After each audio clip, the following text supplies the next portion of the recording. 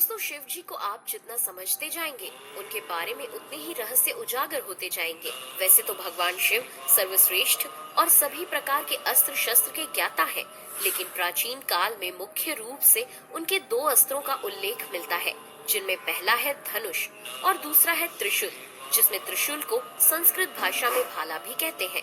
पुराणों में शिव जी के धनुष के बारे में केवल इतना ही वर्णन मिलता है कि ये उन्होंने स्वयं ही बनाया था, लेकिन त्रिशूल के बारे में ऐसा कुछ भी पढ़ने या सुनने को नहीं मिलता। ऐसा कहा जाता है कि भगवान शिव जब पहली बार इस धरती पर प्रकट हुए, तब उनके साथ तीन गुणों सत, रज और तम गुण इनका भी जन्म हुआ। इन्हीं गुणों के सामंजस्य के लिए ही शिव जी के तीन शूल अर्थात त्रिशूल का भी उद्भव हुआ। ये त्रिशूल प्रकृति के तीन प्रारूप आविष्कार, रख रखाव और तबाही को दर्शाता है। साथ ही तीनों काल, भूत, भविष्य, वर्तमान भी इसी त्रिशूल के अंदर समाते हैं। अब तो आप समझ ही गए होंगे कि तीनों काल अर्थात प्रकृति में संतुलन के लिए ही शिव जी इस त्रिशूल को हमेशा अपने हाथ में धारण किए रहते हैं। कहा जाता है कि ये शिव जी का सबसे प्रिय अस्त्र है, जिसका उपयोग उन्होंने गणेश जी के मूल सिर को अलग करने के लिए किया था। माता दुर्गा भी अपने कई हथियारों में से एक के रूप में त्रिशूल को रखती है। मान्यता तो ये भी है कि त्रिशूल के चलते विभिन्न प्रकार की नकारात्मक ऊर्जाएं हमसे दूर रहती हैं, तथा ये व्यक्ति के घमंड को भी समाप्त करता है और इस भौतिक जीवन को छोड़कर सत्य की अनुभूति भी हमें कराता है। दोस्तों, भारत में आज भी एक ऐसा शहर मौजूद है जिसके बारे में कहा जाता है कि वो जमीन पर नहीं बल्कि शिव जी के त्रिशूल के ऊपर बना है। क्या आप उस शहर का नाम जानते हैं? कमेंट करके जरूर बताइए। दोस्तों, आपने त्रिशूल के साथ ही भगवान शिव के हाथ में एक छोटे से आकार का डमरू भी देखा होगा। भगवान शिव के डमरू हाथ में लिए रहने के कारण ही उन्हें डमरू हस्त भी कहते हैं।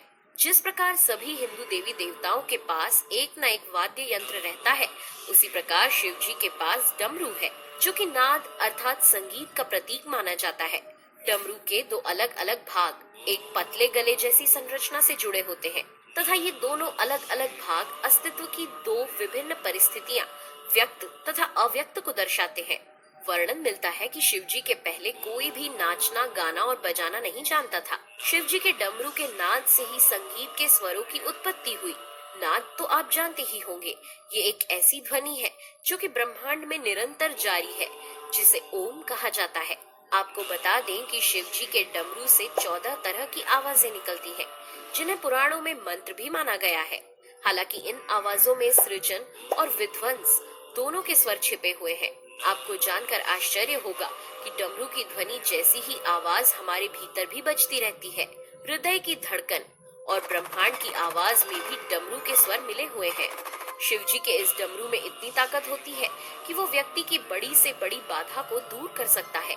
इसलिए आपने देखा भी होगा कि जब शिव जी अत्यधिक क्रोध में होते हैं तो वे तांडव नृत्य करते हैं और उस समय उनके हाथ में डमरू नहीं होता है, तथा जब वो अत्यधिक प्रसन्न होते हैं तो नटराज जैसे हाथ में डमरू लेकर नृत्य करते हैं, जिससे संपूर्ण संसार को आनंद की अनुभूति होती है। दोस्तों, शिव जी के हाथ में त्रिशूल और डमरू होने के साथ ही उनके मस्तक पर चंद्रमा भी शोभायमान रहता है। आखिर चंद्रमा को ही शिव जी के सिर पर शोभित होने का अवसर क्यों मिला? इसके बारे में दो कथाएं प्रचलित हैं। शिव पुराण के अनुसार चंद्रमा का विवाह दक्ष प्रजापति की 27 बेटियों के साथ हुआ था। इन्हीं 27 कन्याओं को 27 नक्षत्र भी कहा जाता है। वैसे तो सभी कन्याएं अत्यंत ही सुंदर, रूपवती और गुणवती थीं, परंतु चंद्रमा को उनमें से रोहिणी नाम की कन्या से अत्यंत ही प्रेम व लगाव था, जिस कारण वो अपना अधिकांश समय रोहिणी के साथ ही व्यतीत करते थे। जब बहुत समय तक ऐसा ही होता रहा तो अन्य कन्याओं ने अपने पिता दक्ष से चंद्र की शिकायत कर दी, जिससे क्रोधित होकर दक्ष ने चंद्रमा को दक्षिण दिशा में धीरे धीरे क्षय होने का श्राप दे दिया। तब इस श्राप से मुक्ति पाने के लिए चंद्रमा भगवान शिव का शिवलिंग बनाकर उसकी तपस्या करने लगे। फिर चंद्रमा की तपस्या से प्रसन्न होकर शिव जी ने उनकी जान बचाई तथा उन्हें अपने सिर पर स्थान दिया। चंद्र ने जिस स्थान पर शिव जी की तपस्या की थी, वह स्थान सोमनाथ के नाम से प्रसिद्ध हुआ। लेकिन इतने सब प्रयासों के बाद भी चंद्र पूरी तरह दक्ष के श्राप से मुक्त नहीं हो पाए।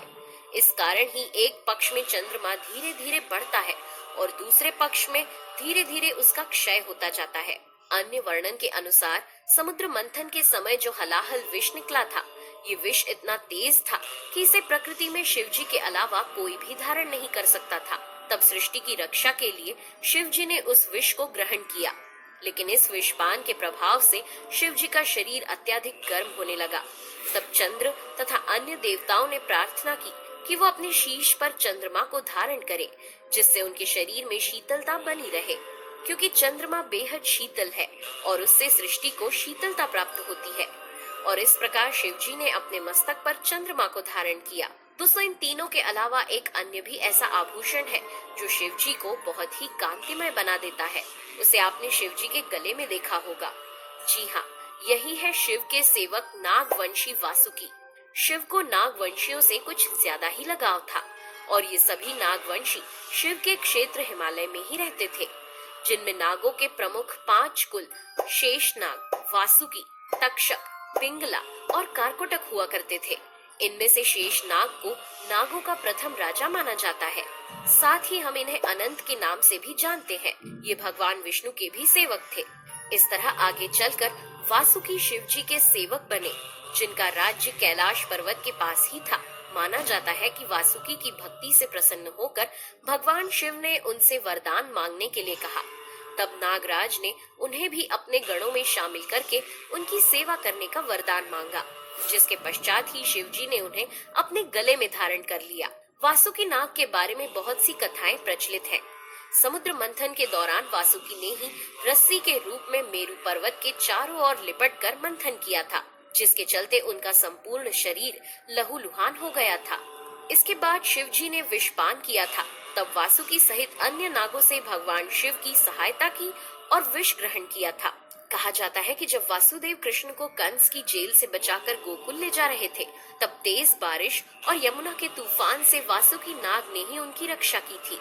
वासुकी के सिर पर ही नागमणि भी विराजमान है। दोस्तों, अब जब आपको शिव जी के इतने रहस्य बता ही दिए हैं, तो एक रहस्य और बताते हैं कि शिव जी को त्रिनेत्र क्यों कहा जाता है।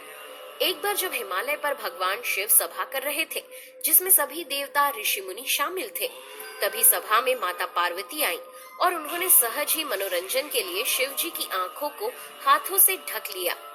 जैसे ही माता पार्वती ने शिव जी की आंखों को ढका, तो सारे संसार में अंधेरा छा गया। ऐसा लगने लगा कि जैसे सूर्य देव का कोई अस्तित्व ही नहीं है। संसार के सभी जीव जंतुओं में भी खलबली मच गई। तब शिव जी ने अपने माथे पर एक ज्योति पुंज प्रकट किया, जो भगवान शिव की तीसरी आंख बना। बाद में माता पार्वती को भगवान शिव ने बताया कि यदि वो ऐसा नहीं करते तो सारे संसार का नाश हो जाता, क्योंकि उनकी आंखें ही जगत की पालनहार है। देवों के देव महादेव। ऐसे ही वीडियो देखने के लिए राधेश्याम चैनल को सब्सक्राइब करें। आपका दिन मंगलमय हो। जय श्री राधे कृष्णा।